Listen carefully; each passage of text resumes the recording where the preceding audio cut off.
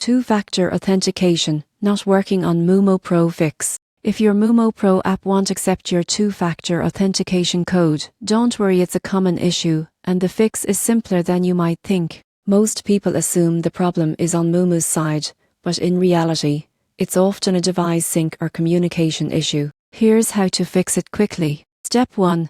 Check your device time settings. Authenticator apps like Google Authenticator or Auth use time-based one-time passwords. If your phone's clock isn't synced precisely with Moomoo's servers, your code will fail. Go to your phone settings, enable set time automatically, and verify your time zone is correct. If that doesn't work, open your Authenticator app and use the time correction for codes option, usually found under settings. Tap sync now to reset your internal clock. Next, ensure your Moomoo app is updated to the latest version. Outdated versions may have compatibility issues with newer security systems. Go to your App Store, update Moomoo, and then restart your device. If you use SIMs-based FA, make sure your phone can receive short code messages. Turn off bins, Wi-Fi calling or do not disturb, and switch to mobile data. If you're overseas, your carrier might block short code text. Contact them to enable it. If you've switched phones or deleted your Authenticator app, you need to reset your two-factor authentication through Moomoo support.